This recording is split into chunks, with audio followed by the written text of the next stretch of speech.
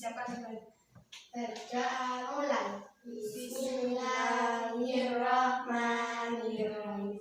Alhamdulillahi rabbil alamin. Ar-Rahmanir-Rahim.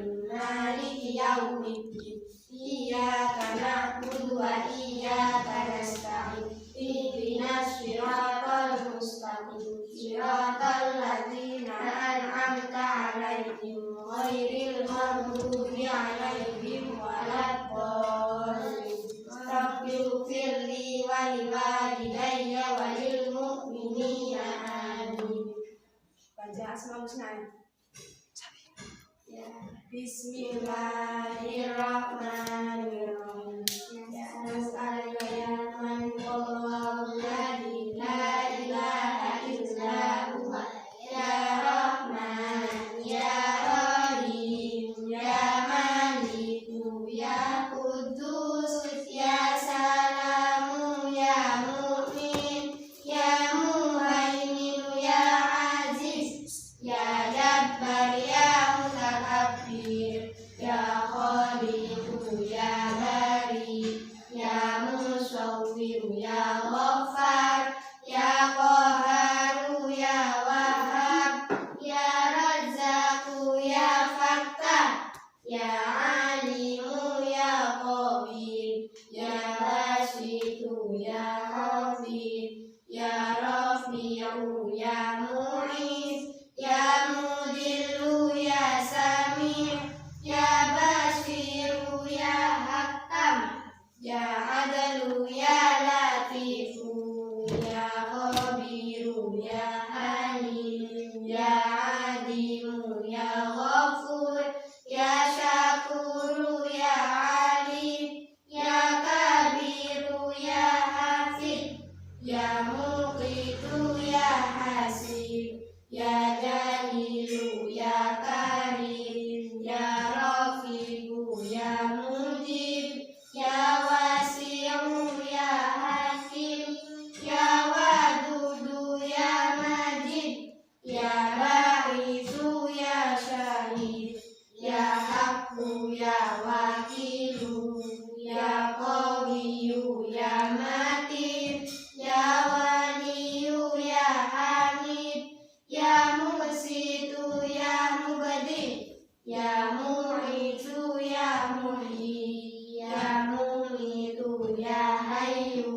ya Qayyum ya Wajid ya Majidu ya Wahid ya Ahadu ya Samad ya Qadir ya Muqtadir ya Muqaddim ya Muakhir ya Awwal ya Akhir ya Zahiru ya Batin ya Wali ya Muta'alli ya Barru ya Tawwabu ya Muntaqim ya Afu ya Rauf ya Malikal Mulk ya Dzal Jalali wal Ikram ya Muqsitu ya Jami' ya Ghaniyyu ya Mughni ya Mani'u ya Darru ya Nafi'u ya Nuru ya Hadi'u ya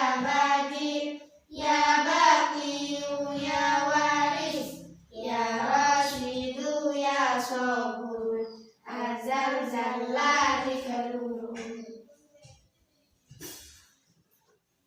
Sekarang baca dulu ya. Ada yang tidak masuk? Ada. Farhatul Laila,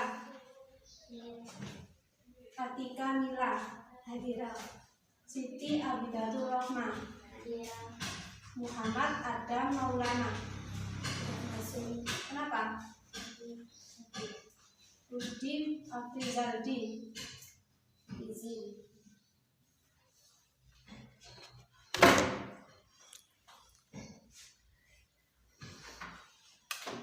Hari ini kita belajar tentang apa? Sampai mana pelajarannya? Sampai tema berapa? Tema 8. Subtema Ya. tentang apa? Perubahan Perubahan lingkungan. Pembelajaran pertama.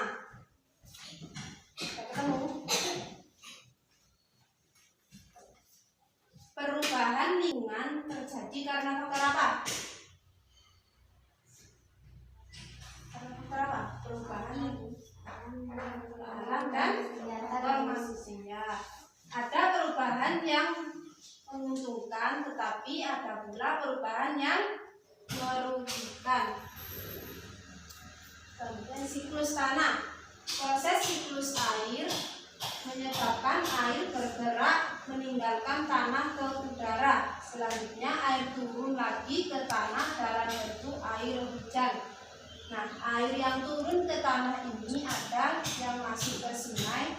Aliran air di sungai ini akan terkumpul kembali di laut. Selain masuk ke sungai dan mengalir ke laut, ada juga air yang terbenam membentuk danau. Air yang turun ke tanah ada yang masuk dan bergerak ke dalam tanah melalui celah-celah dan pori-pori tanah serta bebatuan. Air yang masuk ke dalam tanah ini kemudian menjadi air cadangan atau sumber air.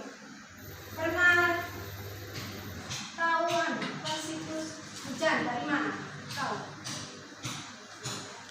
Ini ada gambar ya. Kalau udaranya panas, di air laut itu jadi menguap. Menguap, airnya ke atas menjadi awan. Awan menjadi mendung karena keberatan, karena menampung air ya. Jadi turun menjadi hujan. Hujan yang mengalir, ada yang mengalir ke laut, ada yang ke sungai, ada juga yang meresap ke tanah. Tadi nanti akan putar kembali ya. Yang turun ke laut atau ke sungai ini terkumpul lagi di laut dan kena sinar matahari karena panas menguap lagi. Terus putar kayak gitu ya.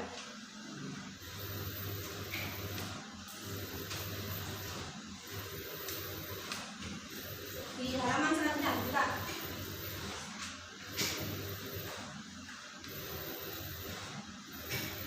air cadangan akan selalu ada apabila daerah resapan air tersebut tersedia. Daerah resapan air terdapat di hutan-hutan. Kenapa sih kok hutan-hutan itu dikatakan daerah resapan? Kenapa? Kalian tahu? Karena hutan itu kan banyak tumbuhannya ya. Kalau ada hujan, air kan turun ke bawah ke tanah. Itu kan meresap ke tanah terus diserap oleh akar-akar tumbuhan. Air akan tersimpan di situ. Tumbuhan hutan mampu memperkukuh struktur tanah. Saat hujan turun, air tidak langsung hanyut, tetapi air akan terserap dan tersimpan di dalam tanah. Air yang tersimpan dalam tanah akan menjadi air tanah. Air akan lebih mudah meresap jika terdapat banyak tumbuhan. Jadi kalau banyak tumbuhan itu air akan mudah meresap. Tapi kalau nggak ada tumbuhan, maka airnya akan hanyut ya.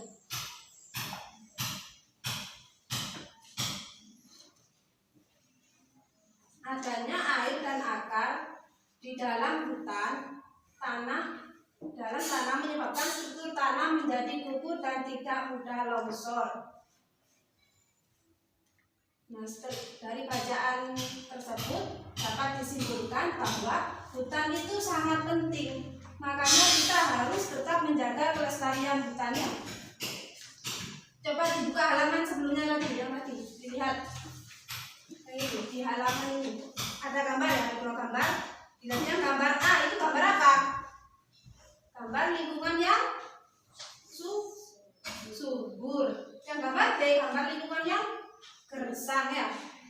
Gambar A itu bisa berubah menjadi gambar B apabila apa?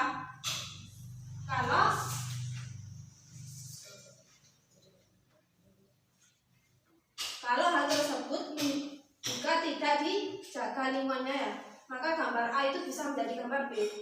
Begitupun sebaliknya, gambar B juga bisa menjadi gambar A. Kalau kita melakukan reboisasi, tahu reboisasi?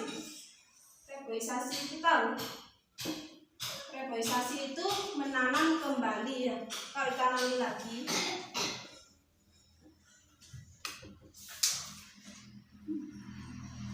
baliknya lagi ke halaman selanjutnya.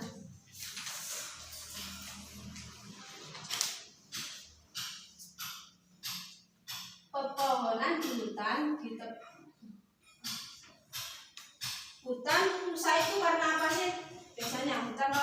karena apa?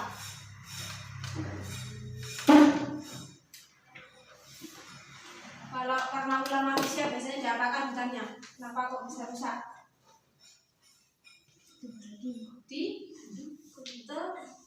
Ditebangi ya. Kalau hutannya ditebangi maka pohonnya kan enggak ada ya. Terus selain ditebang, yang menyebabkan hutan rusak itu apa? Kenapa? Loh, itu kan akibat dari hutan ditebang. Kalau tanah longsor itu akibat karena hutannya ditebang. Selain hutannya ditebang, yang mengakibatkan hutan rusak apa? Kebakaran. Hutannya dibakar maka menyebabkan rusak hutannya ya. Di pepohonan di hutan selain ditebang atau dibakar, selain ditebang itu juga bisa dibakar yang menyebabkan hutan menjadi rusak. Kenapa sih kok biasanya kan ada, biasanya sih kan ada orang yang menebang hutan atau membakar hutan ya. Itu orang itu punya alasan tertentu, misalkan untuk membuat lahan pertanian atau dibuat perumahan atau pabrik industri. Kegiatan-kegiatan ini dapat mengurangi kemampuan tanah dalam menyimpan air. Maka kalau hutannya sudah gundul, airnya tidak ada resapan air, tanahnya longsor ya.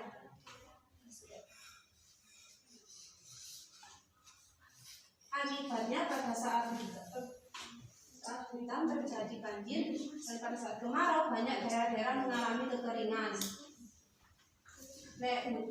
Pas hutan digundul terus pas ada hujan maka menyebabkan tanah longsor, banjir ya. Kalau pas kemarau kekeringan ya.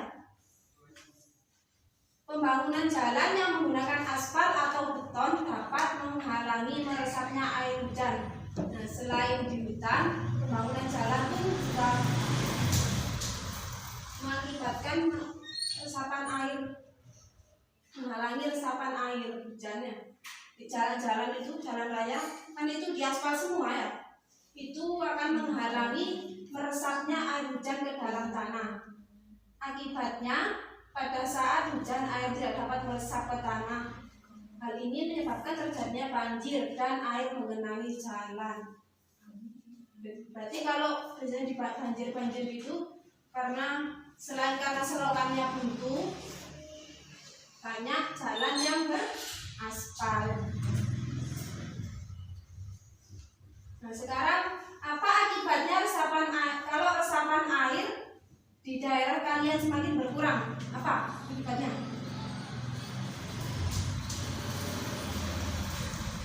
Apa akibatnya ayo?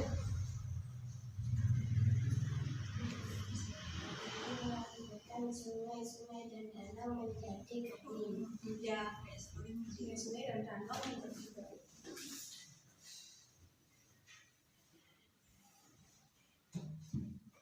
Selain itu, cadangan air di bumi ini semakin menipis ya. Hal ini dapat mengakibatkan sungai-sungai dan danau menjadi kering. Keringnya sungai dan danau menyebabkan proses penguapan semakin menurun. Menurunnya proses penguapan ini menyebabkan berkurangnya pengendapan titik-titik air di awan. Keadaan ini tentu mengurangi terjadinya hujan. Jadi kalau nggak ada resapan air, kalau kering, tanahnya kering, maka kan nggak ada danau kering, sungai kering, semuanya kering. Maka air itu nggak ada yang ke laut, jadi lautnya nggak bisa menguap. Jadi panas kalau nggak ada hujannya.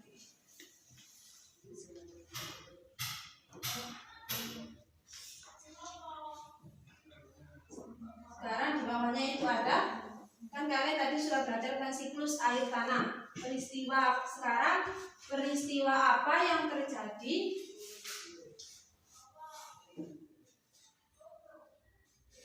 pada siklus air tanah itu? Itu ada peristiwa 1, peristiwa 2, dan peristiwa 3. Apa saja? Kita tahu. Peristiwa 1 itu air bergerak meninggalkan tanah ke udara. Selanjutnya air turun lagi ke tanah dalam bentuk air hujan.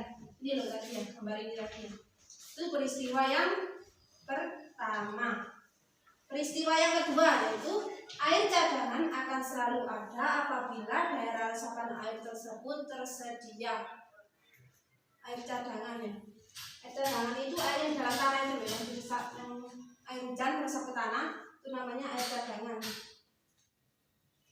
Yang peristiwa ketiga, keberadaan hutan sangat penting karena hutan sangat berperan dalam menyimpan air. Hutan itu sangat penting, makanya kita harus selalu menjaga kelestarian hutan, nggak boleh dirusak.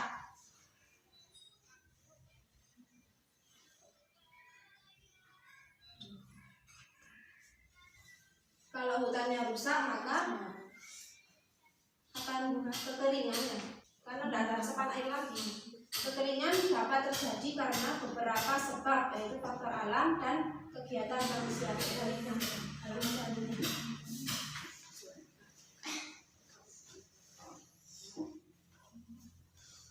Salah satu penyebab faktor alam yaitu kondisi tanah dan iklim. Kondisi tanah berbatuan akan menyebabkan tanah tidak dapat menyimpan air. Sekarang setelah kita mempelajari tentang siklus air tanah, kita praktek ya.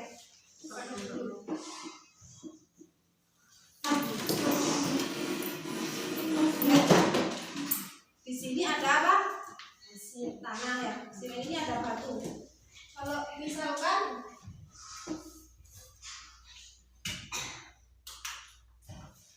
yang batu dikasih air ya.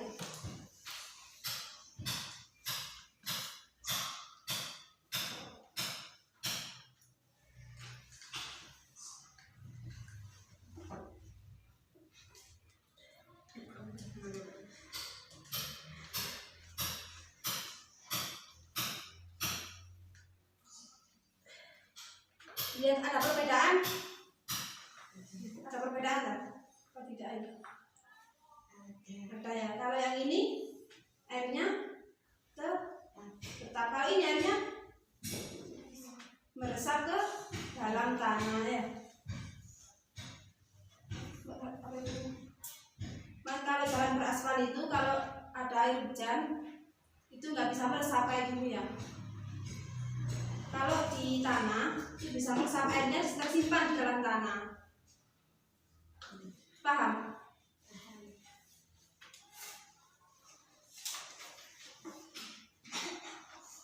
Dari hasil praktek tersebut ada perbedaan tadi ya. Terus apa yang terjadi pada air di wadah yang berisi tanah? Apa? Airnya meresap ke tanah. Kalau yang apa yang terjadi dalam wadah yang berisi batu? Airnya tetap.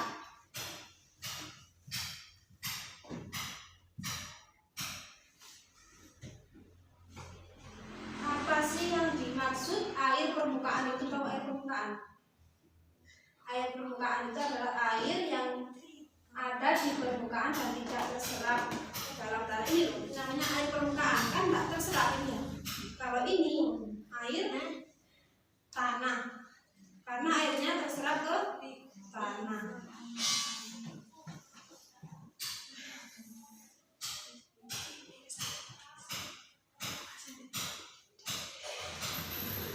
Paham semua? Nah, kalau paham sampai di sini dulu pembelajaran kita hari ini, semoga bermanfaat. Berdoa dulu ya, siapkan tutup dulu bukunya, bereskan bukunya,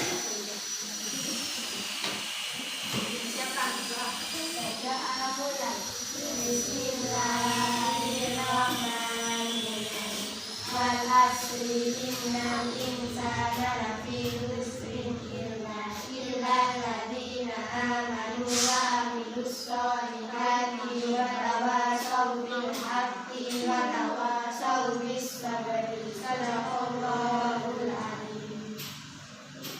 Assalamualaikum warahmatullahi wabarakatuh. Waalaikumsalam warahmatullahi wabarakatuh.